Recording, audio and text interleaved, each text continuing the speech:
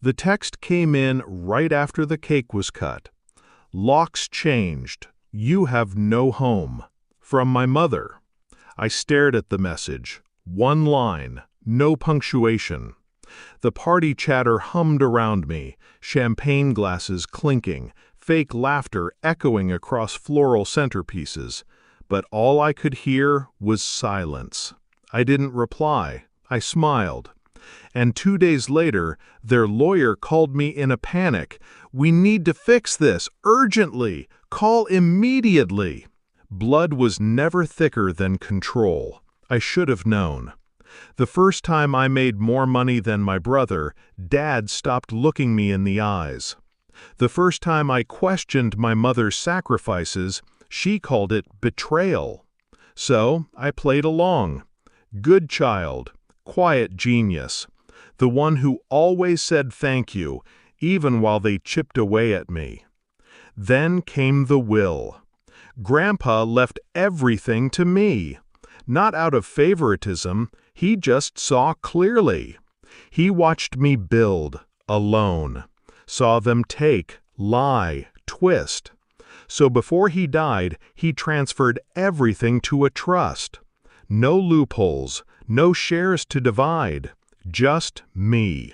My childhood home, his land, the stocks, the offshore accounts no one but he and I knew existed. They found out after the funeral. Suddenly, my calls went unanswered. Family dinners canceled. My brother told people I forged the documents. My mother said I'd manipulated a dying man. The last time I visited the house, Mom offered tea in a voice so sweet it tasted like poison. I left the key on the hallway table. She locked the door behind me. But I didn't fight back. Not at first. I stayed quiet as they smeared me across group chats and family circles. I let them post cryptic Bible verses online about greed and dishonor. I let them think I was weak, scared, ashamed, because I needed time. I started with the accountant, the one who'd helped Grandpa hide assets for decades. He was loyal to legacy, not blood. He gave me the full map, properties in 3 countries, accounts in 6 banks, and one very old safe deposit box labeled emergency. Then I went to the lawyer, tight-lipped, precise, the kind who knew the value of silence. We opened the trust. Everything was clean, ironclad, final. So I made a plan. 2 weeks before Mom's party, I filed for full ownership of the family estate, legally mine per the trust, but still listed under my grandfather's name due to delays in paperwork. 3 days before the party, I spoke to the property board and locked in the transfer. The title was in my name by morning. They just didn't know it yet. At the party, I wore gray, neutral, forgettable. They didn't ask why I looked tired, didn't ask where I'd been, what I'd been building, who I'd become. They didn't know I'd moved into a penthouse 2 months ago, that I'd tripled Grandpa's portfolio, that my phone never stopped ringing with offers they couldn't even imagine. No. To them, I was still the girl they could corner, shut out, reduce. So when Mom sent that text, "Locks changed, you have no home," I knew it was her declaration of war. I just hadn't told her she'd already lost. 2 days later, the lawyer called, panicked. "The estate," he stammered. "They tried to put it on the market. New locks, new listing.